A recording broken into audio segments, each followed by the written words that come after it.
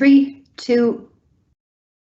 Hi everyone, my name is Stephen Kinsella from the University of Limerick's Kemmy Business School. It's very nice to be with you today. We're going to talk to you today about some really useful concepts that can help you as part of your Leaving Certificate.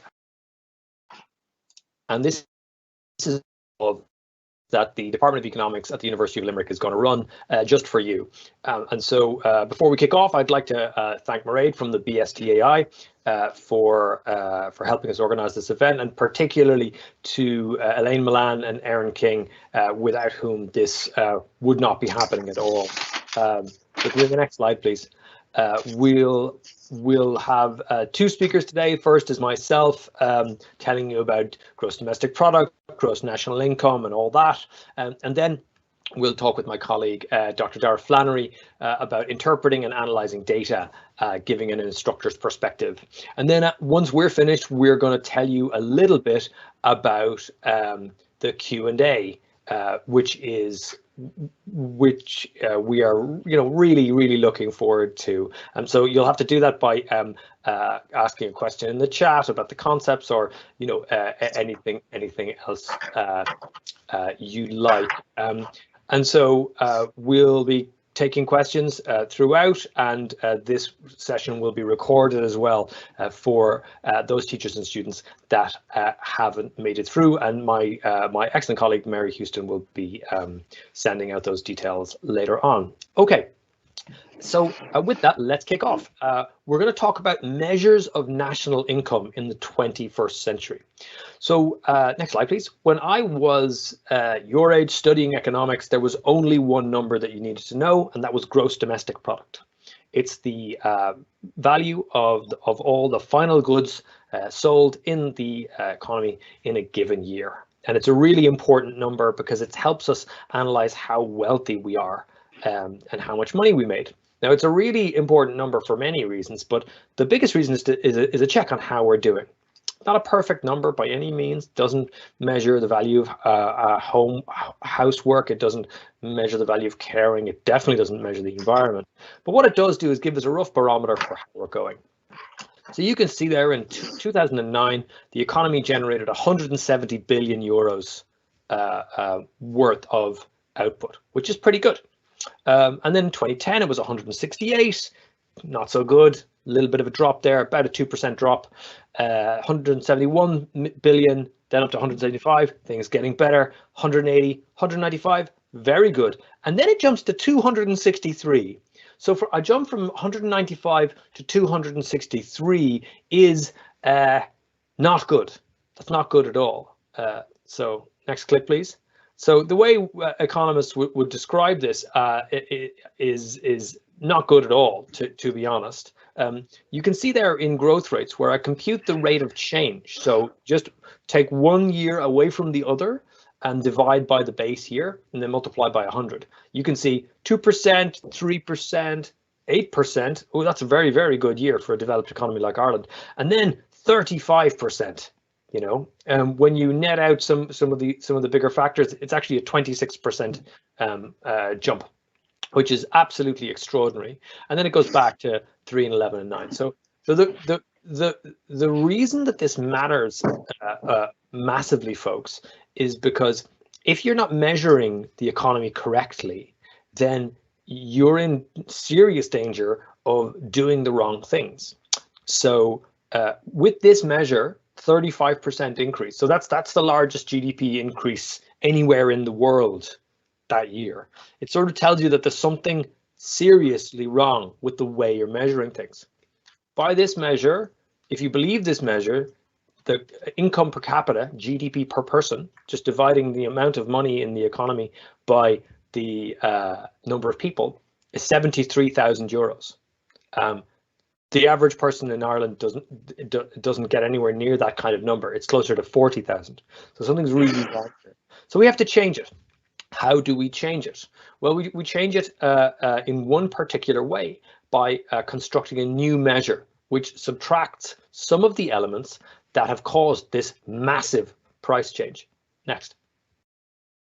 So here's how we measure gross domestic product.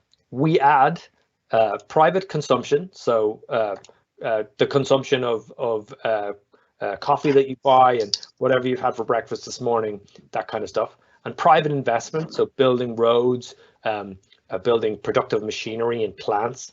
Government spending, so spending on universities like the University of Limerick, or spending on hospitals, spending on healthcare, our healthcare workers' salaries during the pandemic. And then we add in exports, because exports bring money into the economy.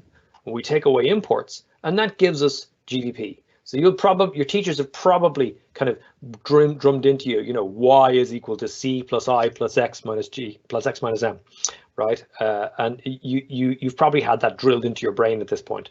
So that's the kind of familiar issue. That's gross domestic product, that number. When you subtract away factor income from the rest of the world, so the amount of money that is being made by firms in Ireland, but the profits of which are remitted to other parts of the world, what's called net factor income, you get gross national product. So again, when I was in your shoes, what I learned was that gross national product was a better measure of the Irish economy, because gross national product took into account the influence of multinationals in the Irish economy. So these are companies like Apple and Dell and other companies like that are very large. They earn a lot of money around the world. They filter some of that money through Ireland, and that distorts the measurement of the size of the economy, because they're declaring money they earned here, money they earned somewhere else here. So it's a very, very important measure to get right. But even GNP, gross national product, is incorrect. So next slide, please. So what we need to do is to get very, very close to the correct measure of the economy by subtracting the things that we know have caused the explosion. So was it the EU taxes and subsidies that gives us gross national income? It wasn't. It turned out that wasn't the thing that made it rise so quickly. Next. In fact, it was these three things. So the income of redomicile companies. So these are companies that were brought, that were making sales in Germany and France and other places like that, and brought into Ireland. Then there's this thing called depreciation on research and development and intellectual property. So this is an accounting issue where companies who are able to move their money around, they're able to create a subsidiary in Ireland. They're able to charge sales and money, that revenue that they earned in another place, to the license holder, the intellectual property holder in Ireland, and they're then able to write off what they had earned in that other country as being from here. And then depreciation aircraft leasing. It turns out that Ireland is a massive contributor to the global aircraft leasing business. And it just turns out that when you want to lease an aircraft in China or Nigeria or India or anywhere, a lot of it comes through Ireland, just because we're a very, very open economy. And so these three factors, when you remove these three factors, you get something called modified gross national income. So why did they pick these three factors? Well, these were the ones that when they went into the weeds after 2015, after they saw this giant increase in gross domestic product, they went, these are the factors that are massively increasing over time. And so they constructed a new measure that removes this. But if you get away from the detail for a second, you focus on the larger picture, what's happened is the standard measure that's used by the United Nations for the rest of the world, GDP, is distorted for Ireland. So we need to take account of how open we are and how many multinationals we have in this country. And so it's dealing with a small open economy in a very, very globalized system. That's what gross national product, gross national income, and modified gross national income is for. So next slide, please. So just to give you a sense of scale here, consumption last year was 99 billion, investment was 109, government spending, net government spending, after we took out all the transfers, is 37 billion. The exports is 469, and imports is 360. So gross domestic product is 356 billion. Next. So you take away net factor income, you get 274 billion. Next. Take away taxes and subsidies, 275. Well, you add them rather. Next. And then G&I, you take away 4 billion for factor income. It's 49 billion in depreciation for R&D, and non-EU taxes 8 billion. So modified gross national income is 213 billion. So if you think about it, divide 356 by 4.8 million, you get about 73,000 euros. Divide 213 billion by 4.8 million, and you get about 43,000 euros per person. So one measure says we're really, really well off, and the other says we're about as well off as you might think we are. So it's a truer measure of a small open economy in the world. Next. So these are the main measures compared. You can see that modified gross national income is that yellow line there. So the way to read this is, on the horizontal axis you have the years, on the vertical axis you have billions of euros. Okay, and you can see the difference. They're tracking up together from 2009 to 2014, and then GDP and G&I just diverge because of the behavior of massive companies with respect to our national income. And it's a really important point. If you want to tax people, you have to know how well off they are. If you want to put subsidies into place, you have to know how well off you are. And so then you can see, you start with gross domestic product, then you get gross national product, then gross national income, and then modified gross national income. And we'll provide a bunch of resources for you to have a look at this after this session. Next slide. And so we have a bunch of different links here that you can go and learn more from these various experts, including Professor John Fitzgerald from the SRI and our colleagues at the Public Policy Institute. But for now, let me stop there, and next slide. Let me pass over to my colleague, Dr. Darragh Flannery, who will tell you about interpreting and analysing data in a structure's perspective. And then I'll come back and I'll tell you a little bit about where we're going next, and we'll also have time to answer your questions. So over to you, Darragh. Thanks, Stephen. Thanks very much. So as Stephen said, my name is Darragh Flannery. So I'm in the Department of Economics in the Business School in UL, colleague of Stephen's.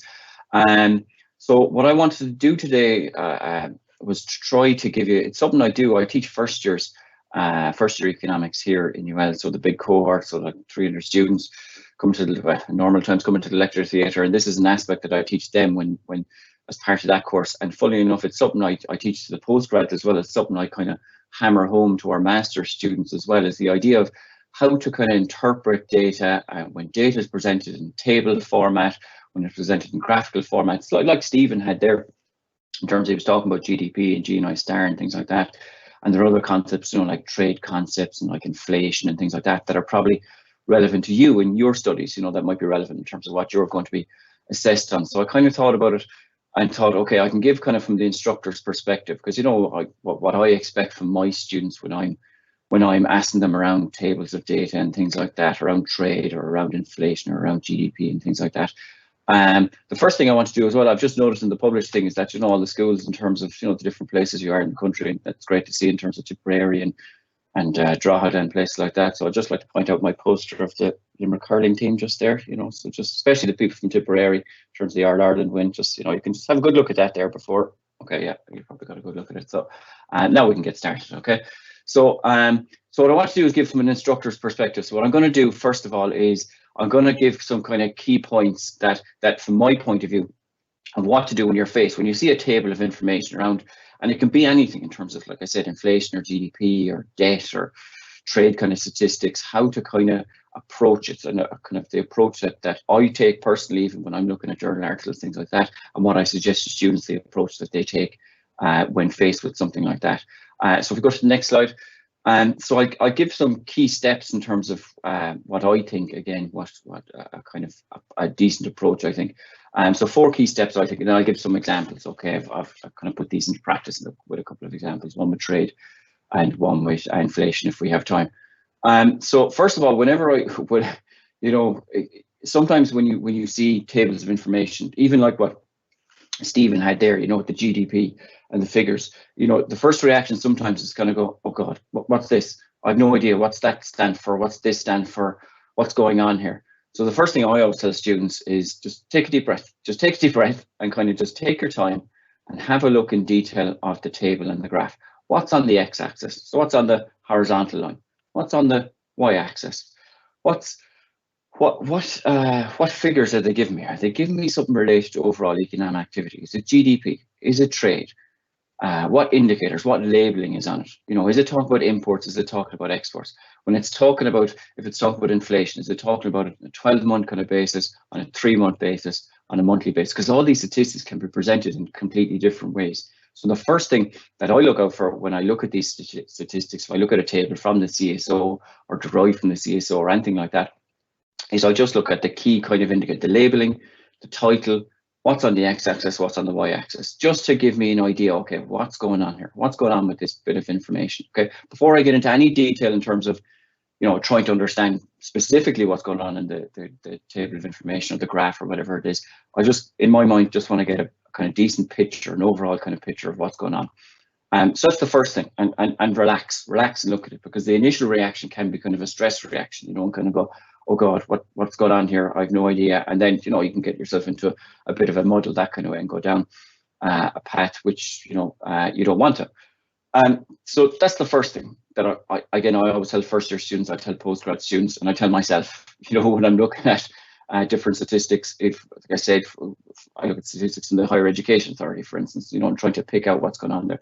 Take a deep breath and just try and look at the big picture first, what they're actually presenting to you. Secondly, then, what I would describe is try to describe what you see in your head. I know you'll be asked certain questions, you might be asked certain questions or comment about what you see, but what I want to kind of get across to you, I suppose, which I think is kind of helpful, is the difference between describing what you see and interpreting what you see. So the first thing you try to do is describe what you see. So if you look at a graph, if it's around trade, or if I relate to Stephen's one, because you had it a few minutes ago there in terms of the GDP, Stephen described what was happening in terms of GDP. It was going along grand, and then not grand. It was going, it kind of rocketed in 2015, so that's just describing what you see. So, okay, things are going along nicely, and then something weird happens, okay? So, and that's a kind of skill to look at when you're looking at tables and graphs. It's just, can you spot key trends? Can you spot relationships? So for instance, if it's a demand curve, if you're presented with a demand curve, and you're going to go, okay, what's on the x-axis, what's on the y-axis? So it's usually obviously price and quantity, and the demand curve is downward sloping. What does that tell us? It tells us something about the relationship between what's on the x-axis and what's on the y-axis, for instance. Okay, just to give you another example. So it tells us something about the relationship about what we're presented with here. In terms of Stephen's kind of data that he showed there, it's telling us about the trend, some kind of trend. So again, think to yourself, is there a couple of things I can pick out here in terms of describing what's in front of me, what's interesting? So in terms of, is it the relationship between things? Is it the trend in things across time? And it's just eyeballing the information and trying to describe the key kind of ideas within it, okay? So that's the second kind of thing I always do in terms of the data, and kind of somewhat approach in that way. The third thing that I generally try to do is interpret the data as opposed to describing the data. So you can describe the data all you want in terms of this happened, then this happened, and we can see this happened, okay? The interpreting the data, that's the tricky part. That's the really tricky part, okay? And that's the thing, like the complete health warning obviously is, I won't be setting your exam, I won't be grading your exams or anything like that, but what I do from my perspective to my students, the way I can distinguish between a good answer and an average answer in particular is someone who describes the data versus someone who describes and interprets the data. What I mean by interpreting the data is, why did that happen? So I saw a certain trend. Why do I see that trend happening? And again, if I relate it back to what Stephen talked about, he tried to get across the message, look, you saw this weird thing happening in terms of GDP. And then why do we see that? So around the aircraft leasing, understanding and digging into it, and understanding why you see what you see. That's what I mean by interpreting the information. And I think that's important for anything, in describing anything that you see in terms of data. So I've given an example here. Show a table of exports and imports. Could you comment on why you see what you see? So if exports are rocketing up in 1 year or 1 month, why? Okay, describe it. That you understand what's happening. This is what I would expect of my students. But also, why is that happening? Okay. Same with imports. I'll give an example in a minute to see what I mean by that. The other thing to think about, and this maybe is something to think about yourselves as students. When you're faced with a question, you always think, like I set questions. So I set assignments and I set questions for my first years and my postgrads, and I used to teach second years kind of international economics as well. I'm trying to test them on something. I'm trying to get them to give me a story or give me something around the data. So think to yourself, kind of flip it in a way and think, what concept do you think they're trying to test you on?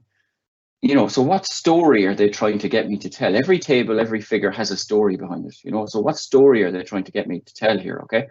So, so if I set a question around exports and imports, if it's me as an instructor with my first years and I give them information around imports and exports, I'm probably trying to get them, okay, can they see the trend? Can they tell the story around the trend? Can they tell me, interpret in terms of what's going on here? Can they tell me the reasons for what is going on here? So for instance, the pandemic, the global drop in demand due to the pandemic, Brexit, all these kind of things. So they're the kind of concept I'm going to probably try and test my students on. If I give them information on debt and inflation and GDP growth or things like that, if I just give them a table or some kind of information on that, in my mind, for me, if I give that to my first years or any groups of my students, I would expect that, or try to test them or try to assess them on their knowledge of the concepts of inflation and debt and the relationship, for instance, between debt, inflation and growth and all those kind of different kind of dynamics.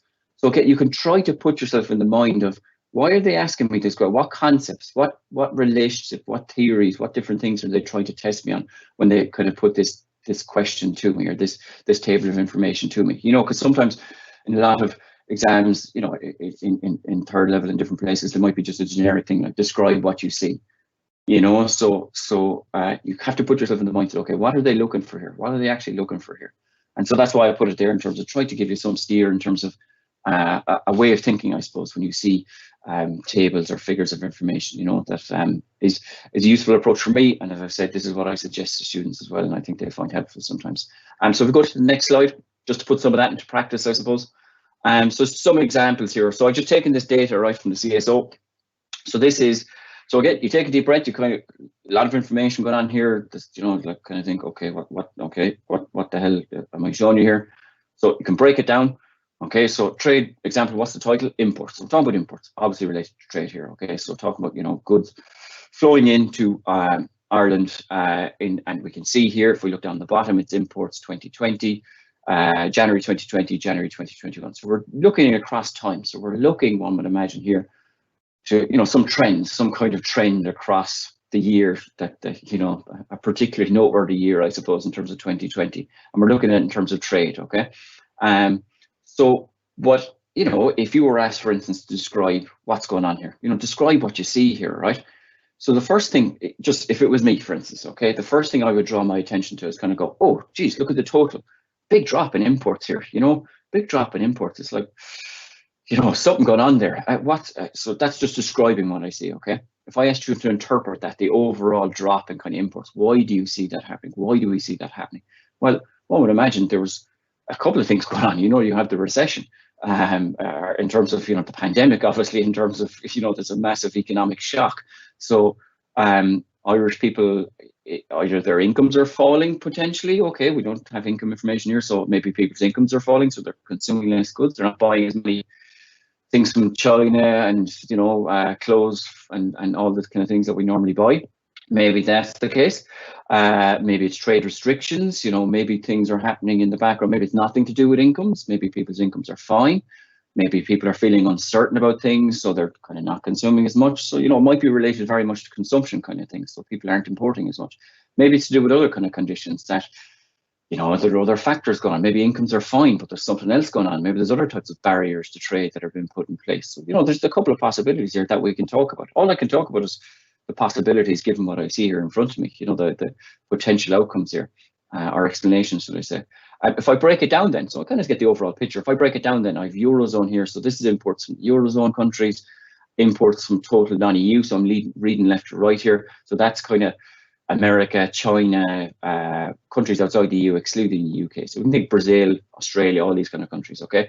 And then we have Great Britain, imports from Great Britain. So this is, remember, comparing, think about what you're looking at here again. Imports from Britain in January 2020 versus imports from Britain in January 2021, okay? And the same for Eurozone, the same for other countries. If we look at the Eurozone first, yeah, there's a drop. Okay, so there's a drop. Again, I'm trying to think, okay, what can I describe it? Can I interpret it? So the description of it, okay, yeah, there's been a drop in imports from Eurozone countries. We're buying less from Eurozone countries.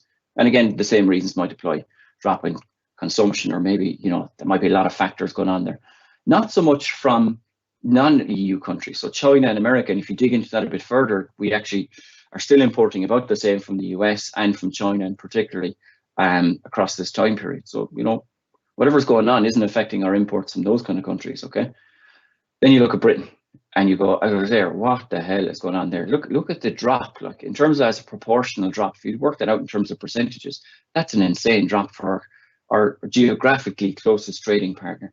So again, I can describe what's going on. How do I interpret it? So what happened? What happened in January 2021 that made that happen?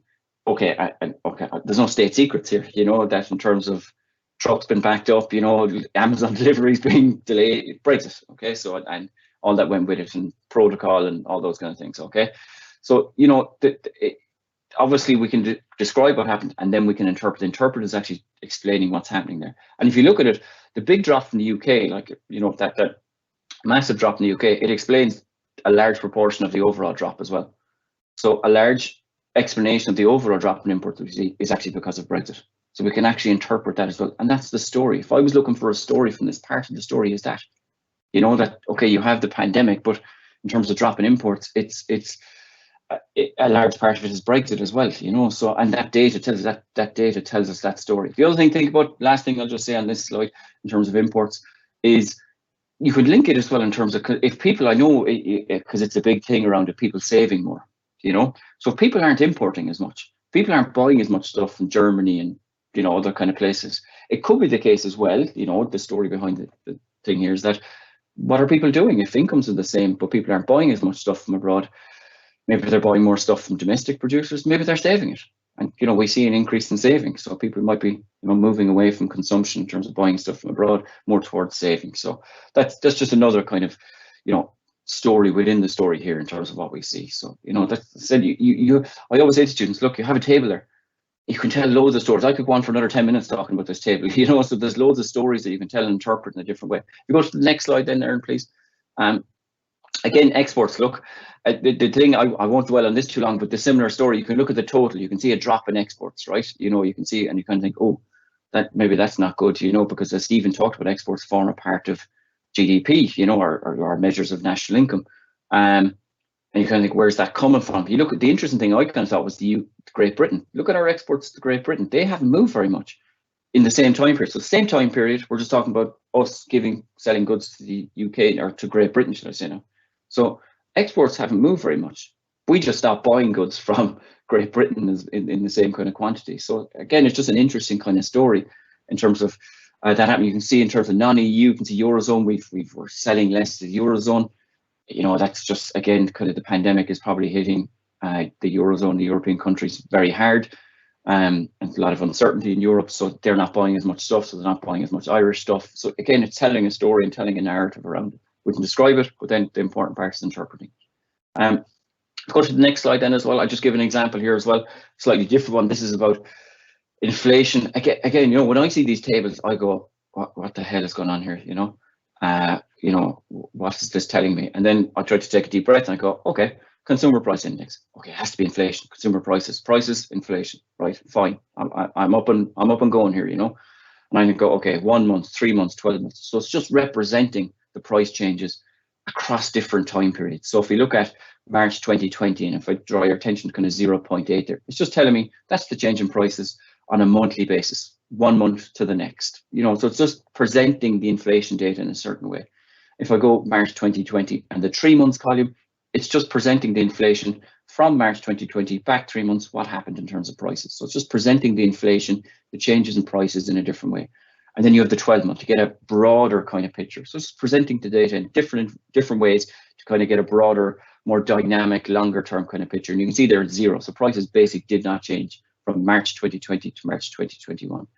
And it's just presenting it in a different way. You can tell certain things. So if I look at January 2020, the 12-month March 2020, the 12-month February 2020, it's minus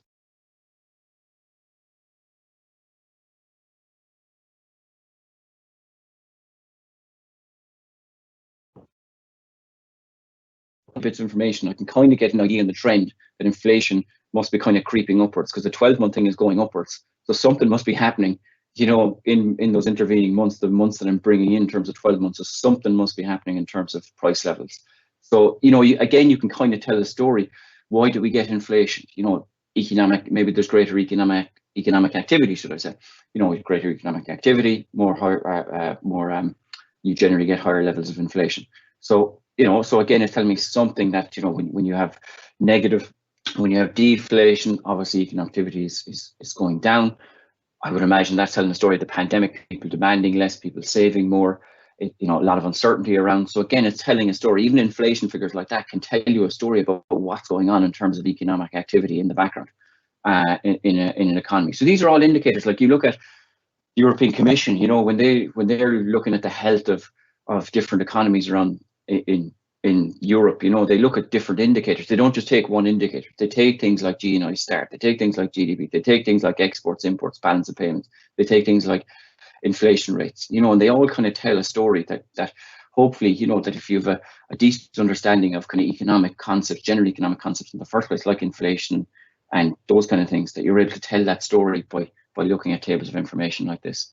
So yeah, I hope so. I'm just on time, I think, in terms of that. So so thanks a million. Oh yeah, some links here. So this is really, so I put up a couple of links. I'll just explain just very quickly. So one is the first one is about, I just thought it was a good article I found about, I think it's a big thing that people are talking about. I get asked about it by my friends, you know, oh, we're building up all this money, we're spending loads of money, governments are, how are they going to pay it off? And one way is kind of this idea of inflating away debt. And I know that's a kind of interesting concept at the moment.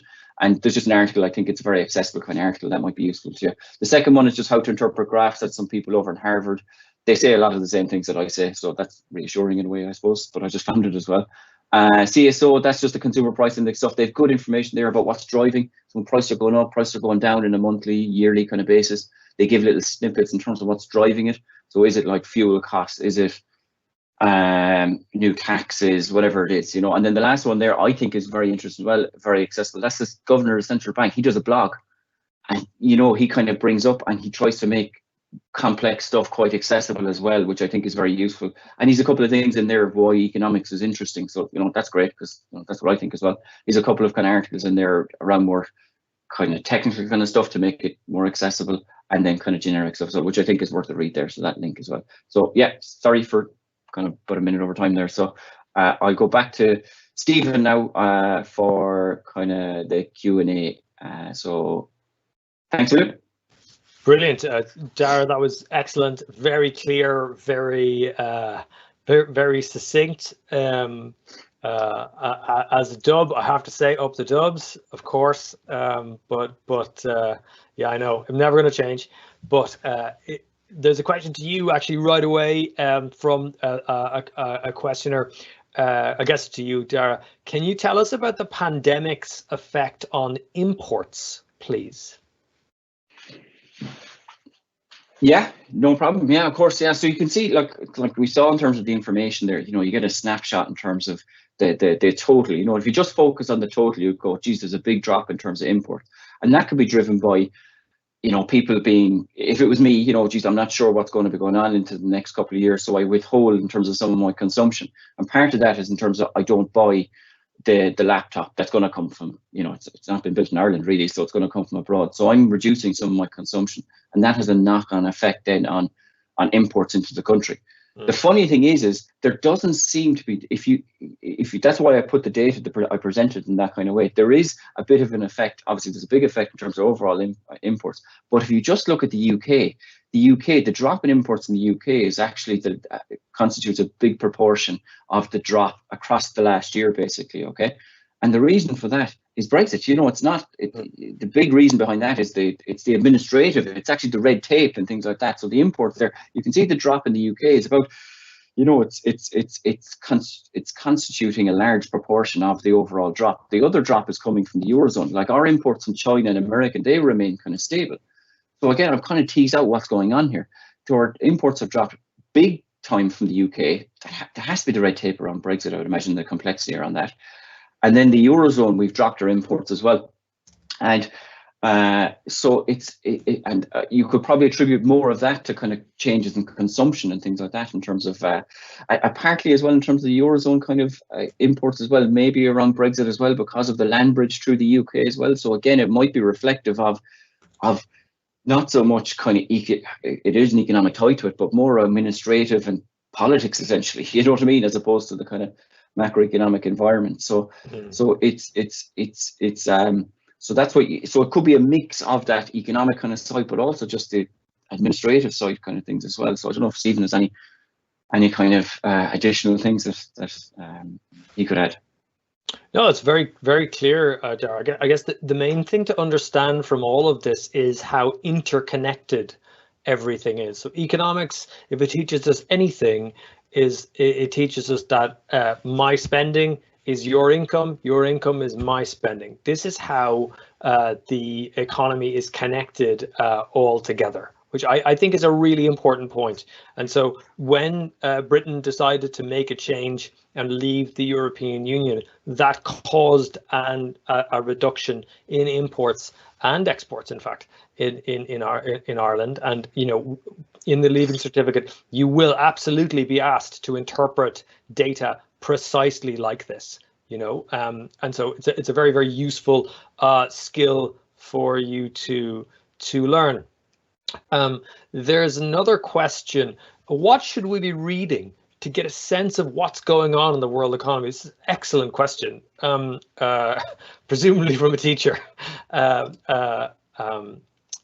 not from one of the students, but I mean, who knows? A really, really good question. I like to read Martin Wolf in the Financial Times. Maybe Elaine can dig up a link to that. There will be very, very cheap subscriptions for you to the Financial Times, and I recommend anyone to read it. It's written in a very non-technical way, but what it does is it gives you a very, very good sense of the current issues in the global economy.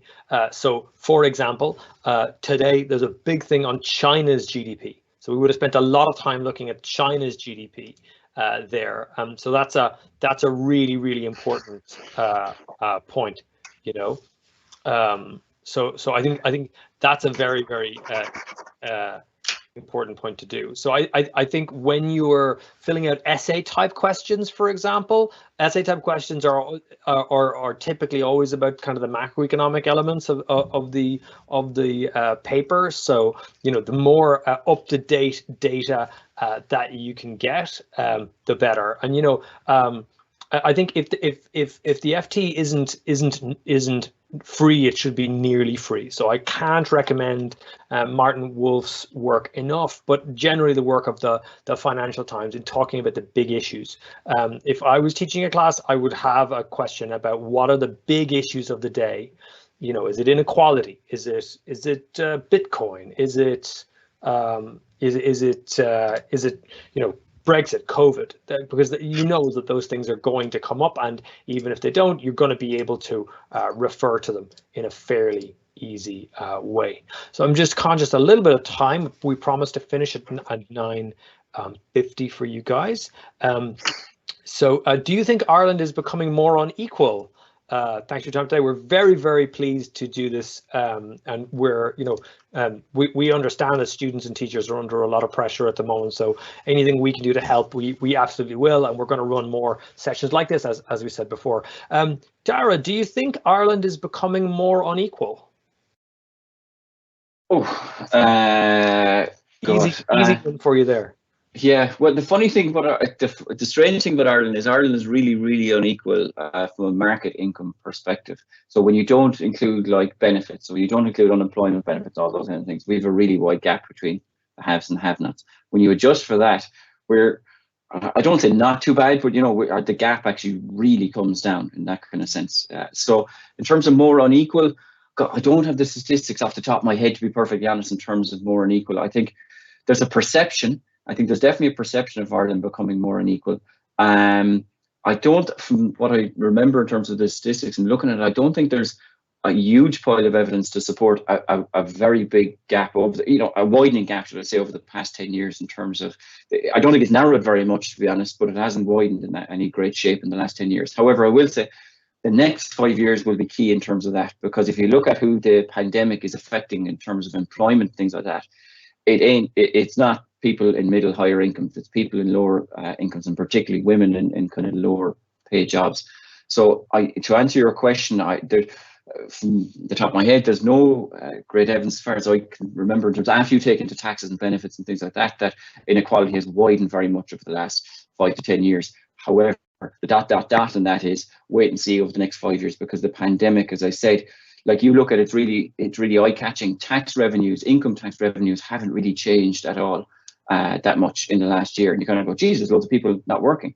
But they're not in the tax bracket. They're the lower income kind of group, so they're not in the tax bracket. Whether those people get their jobs back, that'll be the real key issue, because in terms of the jobs in restaurants and these kind of places, whether they come back, all of them come back, it'll be tricky, and it won't be the people in middle, higher incomes that'll be as affected, because they're getting in jobs that can work from home and things like that.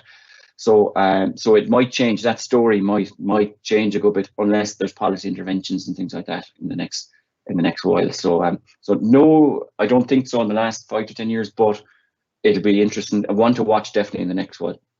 Great. I think that's a really important answer, Darragh, and a really important way of answering as well, which might provoke a bit of thought. We're very close to time, but we've 4 more questions. Okay. Assuming students won't be given a breakdown of marks awarded for each part of each question based on papers we've seen to date, very difficult to guess how many points they're looking for in an answer. What's the best strategy for the students? Fill the space provided, essay type answers, or follow similar state explain example type approaches from before? I mean, personally, full disclaimer here, I don't set the state exam in any way, but my approach to exams has always been to fill the space provided with the best available information. Show your learning, show how much you understand, show how relevant your answer is to the question, and I think you'll be fine. That's my personal approach there.